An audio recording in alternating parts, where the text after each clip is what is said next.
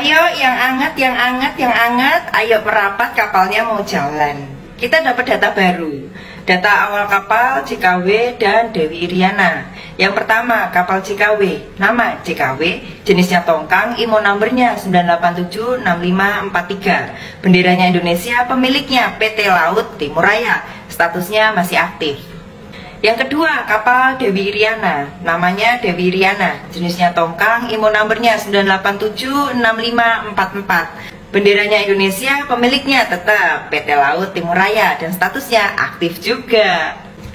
Kita kupas jejak perusahaan PT Laut Timur Raya nih. Jadi, PT Laut Timur Raya ini adalah perusahaan pelayaran laut dan logistik berbasis di Indonesia.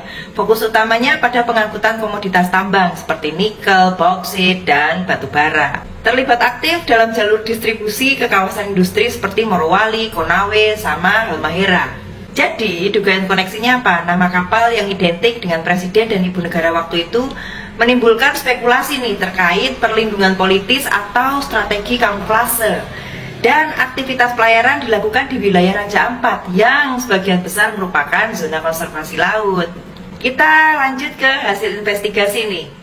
Hasil investigasi lanjutan soal perusahaan tambang nikel aktif nih di Raja Ampat yang potensial menjadi asal muatan kapal JKW sama Dewi Iriana.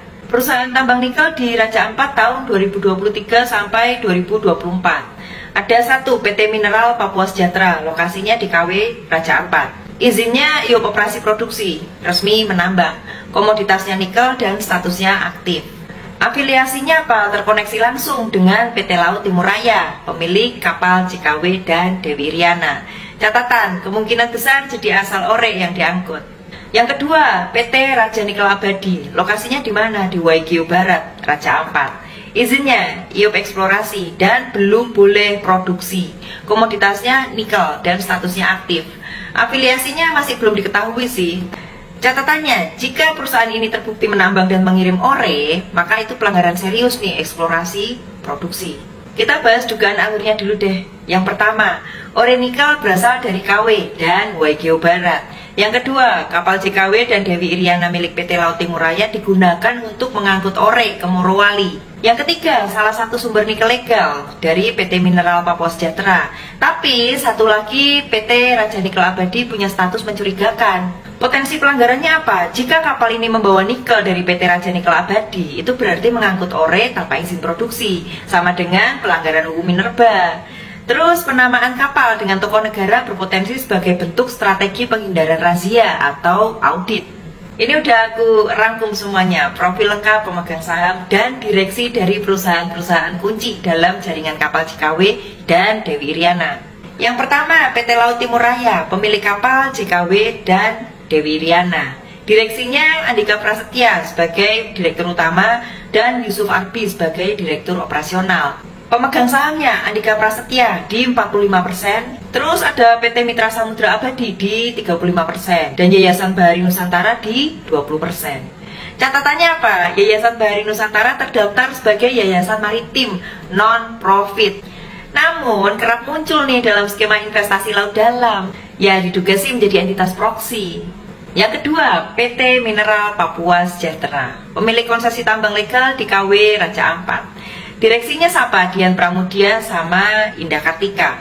Pemegang saham Dian Pramudia ini di 60% dan PT Laut Timur Raya di 40%. Jadi ini mengkonfirmasi bahwa perusahaan tambang dan perusahaan transportasi itu satu grup kepemilikan dan mengindikasikan struktur vertikal nih dari tambang ke kapal ke pelabuhan. Yang ketiga, PT Raja Nikel Abadi, pemegang IOP eksplorasi di Waigeo Barat, namun disebut sebagai asal ore tambang. Direksinya ada Roni Yuda sama Hendrika Lami. Pemegang saham Roni Yuda di 80% dan CVK Lami Bersaudara di 20%. Catatannya apa? Roni Yuda dikenal sebagai mantan kontraktor jalan tambang di Papua Barat. CVK Lami Bersaudara memiliki afiliasi lokal yang kuat, namun belum transparan nih di laporan pajak sama OSS-nya. Terus temuan kuncinya apa? PT Laut Timur Raya tidak hanya operator, tapi juga pemilik tambang melalui PT Mineral Papua Sejahtera. Jadi hubungan vertikal ini menyederhanakan jalur distribusi, tapi menyamakan potensi konflik kepentingan dan kontrol tunggal. Terus tidak ditemukan keterlibatan nama tokoh negara secara langsung di akta saham. Namun nama kapal dan yayasan afiliasi membuka ruang pertanyaan nih, apakah pengaruh ini digunakan secara tidak langsung? Terus siapa sih yang sebenarnya sedang berlayar di atas hukum?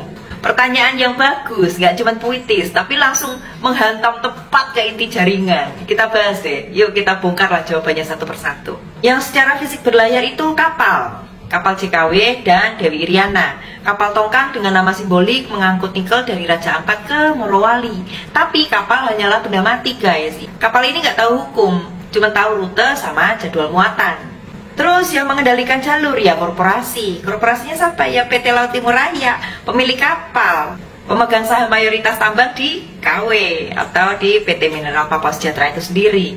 Jadi PT Laut Timur Raya ini bekerja sebagai lengan kanan guys dari jaringan tambang ke transporter terus ke smelter yang menyembunyikan kepemilikan yayasan dan perusahaan cangkang. Wih, Yayasan Bahari Nusantara terhubung dengan program CSR dan hibah negara, tapi punya 20% saham di kapal tambang. Terus ada lagi nih PT Mitra Samudra Abadi, perusahaan netral yang dibiayai oleh PT Batra Investama Global. Jadi ini tuh punya rekam jejak akrab dengan proyek-proyek pelabuhan kecil alias titik muat nikel. Terus yang merancang pola ini siapa sih? Ya elit bisnis sama birokrat di balik tirai. Balik lagi, tidak ada nama pejabat aktif dalam akta, tapi penamaan kapal menunjukkan niat simbolik. Relasi antar yayasan dan perusahaan logistik membuka peluang pemanfaatan koneksi non formal untuk imunisasi hukum. Mereka nggak duduk di kokpit kapal, tapi ya mengarahkan dari ruang rapat. Ayo siapa? Terus yang menghindari regulasi, ya skema vertikal sih. Perusahaan tambang punya kapal di pelabuhan, terus berlayar nih ke smelter, sama dengan satu jalur nih dalam satu grup. Artinya ya kontrol atas seluruh rantai nilai, sekaligus kemampuan menyembunyikan praktik abu-abu seperti muatan dari tambang ilegal. Jadi siapa sih yang benar-benar sedang berlayar di atas hukum? Wih, ya bukan kapalnya, bukan sopirnya, tapi para arsitek di balik jaringan vertikal yang tahu betul nih cara menyelundupkan keuntungan lewat legalitas sama simbol. Mereka nggak perlu melanggar hukum, mereka cukup menulis hukum yang melengkung sesuai arah angin bisnisnya. Udah mulai nebak belum siapa nih?